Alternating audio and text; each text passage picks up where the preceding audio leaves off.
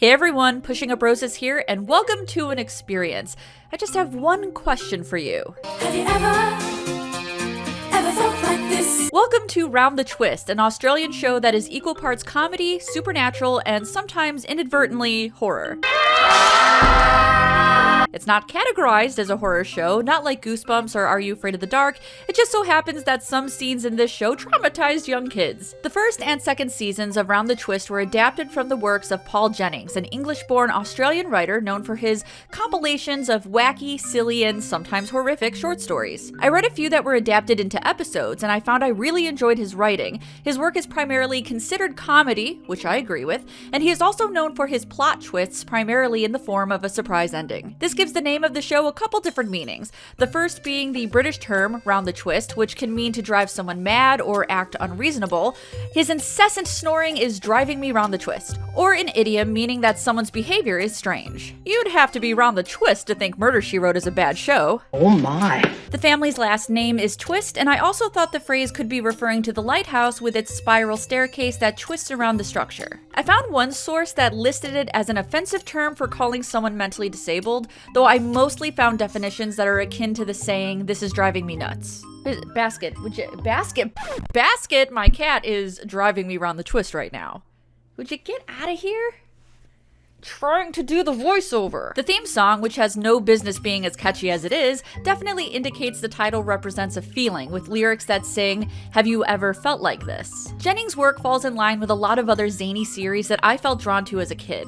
I think his writing is unique in the genre of young adult fiction, but if I had to compare his work to other authors, it reminds me of the Wayside School books by Lewis Sacker and the Alien Teacher books by Bruce Coville. I remember this book cover so vividly because I hated it. I thought it was gross and actively tried to ignore it in the school's library. I would sooner look at a Goosebumps book cover than this. This genre of off-kilter stories for young people was extremely popular when I was younger because they often delved into creepy things, and me and my friends often felt a sense of rebellion when we read them and talked about the scarier parts behind our parents' backs. Despite this comparison, I think Paul Jennings is a standout with stories that engage and stick with people.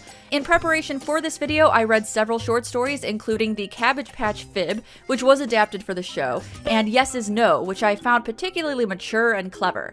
His books and the show he collaborated on were wildly popular, especially in Australia and in the UK, but the show also had a run in the US on Fox Kids. It follows the Twist family as they move from a busy city to a quaint countryside town by the sea, their new home a quirky lighthouse. The family consists of widowed father Tony and his 3 children, 14-year-old twins, Pete and Linda, and 8-year-old Bronson. After they move in, the children find themselves getting involved in strange happenings, including, but not limited to, magic underwear that can make you fly, finding babies made out of cabbage, as you do, and willies that spin around like a propeller. I can see why Round the Twist is such a beloved and yet scarring show. It's weird, sometimes gross, and sometimes unnecessarily frightening, everything I probably would have loved as a kid. I chose 3 episodes to talk about, all from the first or second season, and that is because I wanted to watch the ones that Jennings had his hand in. Let's start with Wonder Pants from season 1, 1990. Just set your microwave to 5 minutes, make sure to let that underwear stand for at least 1 minute before removing. Bon appetit? Youngest son Bronson has a fondness for animals. In fact, he has a stash under his bed,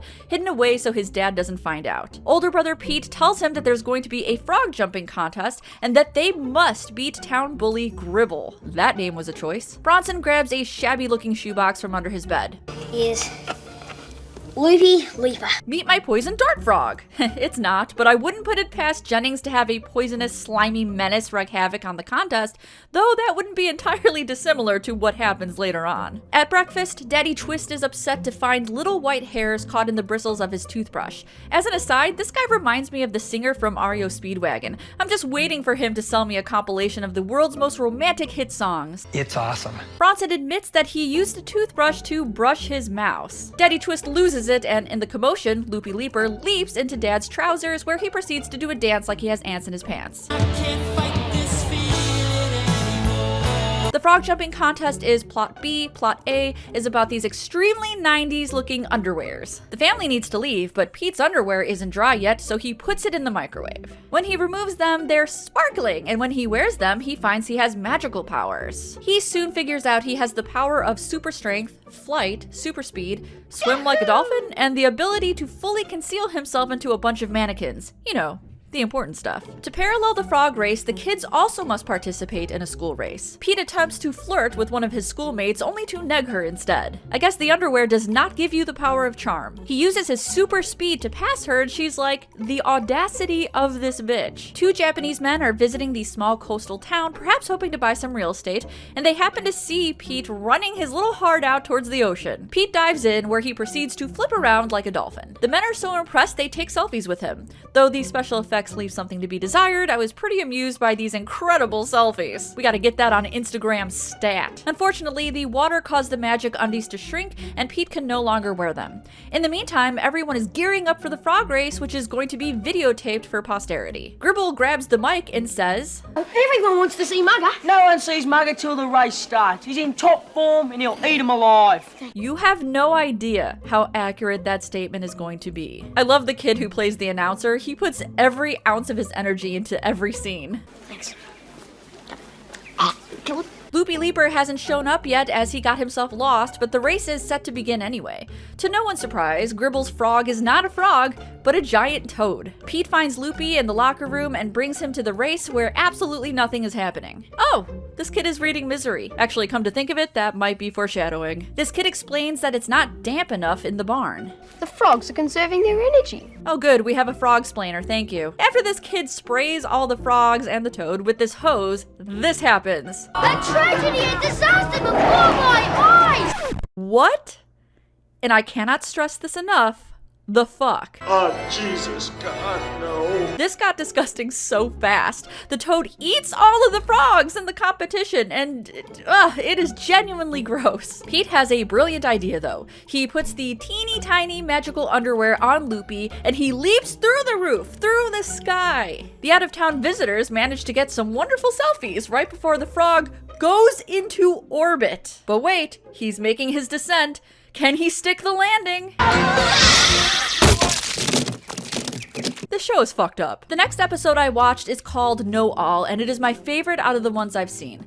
This popped onto my radar after a clip from the show went viral on Twitter. This is what gave me the impression that it was actually children's horror, but as you can probably tell by Wonderpants, it's definitely more in the realms of comedy. This episode just so happens to have some frightening elements, beginning with this sad clown who has been ratatouilleed by this guinea piggied. Father Twist is working on one of his new sculptures when suddenly they all hear weird music from above.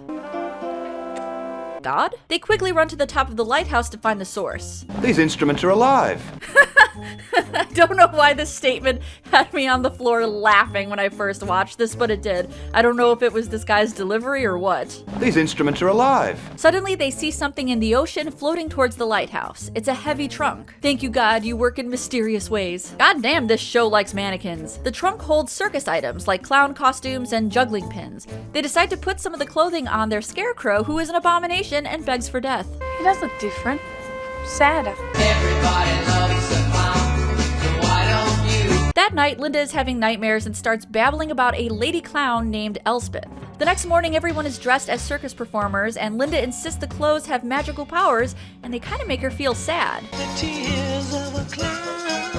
The scarecrow is also changing due to the power of the clothing. Yeah, you know what's gonna happen. We're gonna have a Frosty the Snowman situation. This demonic thing is gonna come to life and be like, Happy birthday! Plot B involves the town's real estate agent, Mr. Gerbil, trying to sell the lighthouse property to some American investors from Texas. They are all greeted by Dad, still dressed up as a fortune teller, then Linda, who insists the scarecrow is alive, then lastly by Peter, who can now unicycle like a pro. And when I say Peter, I mean a stunt double. You can clearly see his face in this shot. Everyone is mesmerized. That's my brother. It's really not. Gerbil tries to give Dad an acquisition order, but it starts raining and everyone leaves. Dad isn't worried about the order because he already knows it'll be thrown out. The fortune teller clothes have given him the ability to predict the future and pull off this patterned material.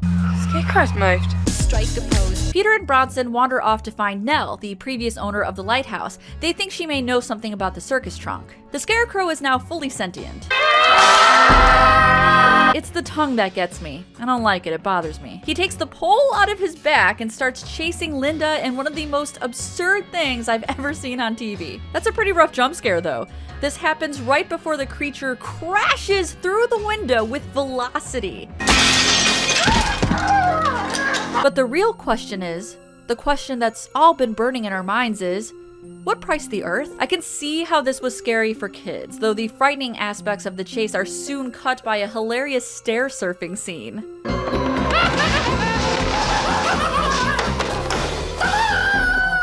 Nell tells them that the trunk is from a circus that went down in a shipwreck. The clothes of the dead performers possess strange powers. She also tells them the main clown was in love with the lady clown. I feel weird saying lady clown, but that's what they call her. Gribble Sr. is still trying to sell the lighthouse and surrounding property to the American investors. I mean, it's a wonderful time. But what priced the lighthouse? They are scared away by Linda, who is still being chased by this maniacal scarecrow. Nell insists they take her costume off, and it is revealed that the scarecrow is possessed by the circus's lead clown, and he thought Linda was his lady clown. His chase was his way of flirting. Don't worry though, Dad to the rescue. He dresses up his mannequin in the lady clown's outfit, and voila! We have a love interest. They romantically flip towards each other and are happy once again. The family takes their new undead clowns to a circus where they can resurrect their circus brethren. The last episode I want to mention is called Little Squirt, which is about a pissing contest.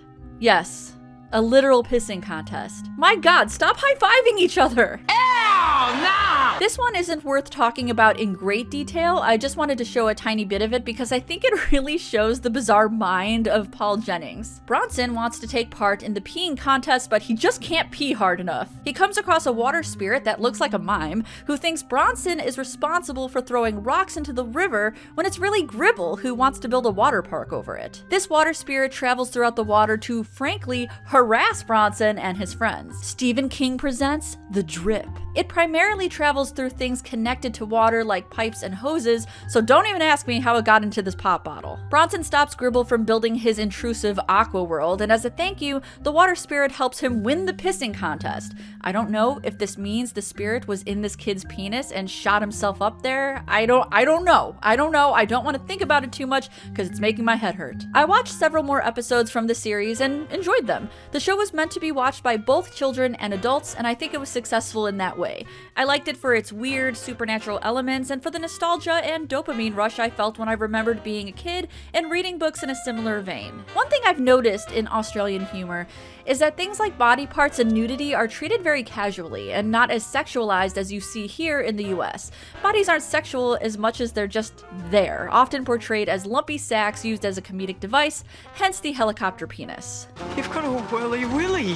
And if you're Australian and I'm getting this very wrong, please educate me in the comments. It's just something I've picked up on when noting the differences between our television shows and what I've been told by a few friends I have out there. There are times when I wish the show would be a little more consistent with tone because it's mostly a comedy with fantastical elements, so it catches you off guard when there's something more on the spooky side happening. For example, I thought the chase scene with the scarecrow was a little off-key. I watched that episode right after watching Wonder Pants, so the shift in tone was a little jarring. Usually, when something is scary in the show, it's more so the result of these fantastical creatures just looking too odd for children. Like this lint monster, for example. A young kid might find this living conglomeration of dust particles frightening, but older people will see it's meant to be comedic. It's just accidentally a little freaky. Like me. The scarecrow, on the other hand, was meant to be scary, otherwise there wouldn't be jump scares or a sense of danger. There wasn't a sense of danger with the lint monster, just bafflement. Though I will say this range and intensity does fall in line with Jennings' writing. You could read something very zany and it would be immediately followed with something more disturbing. Very few things give me more whimsy than thinking about the silly young adult fiction I read in my younger years,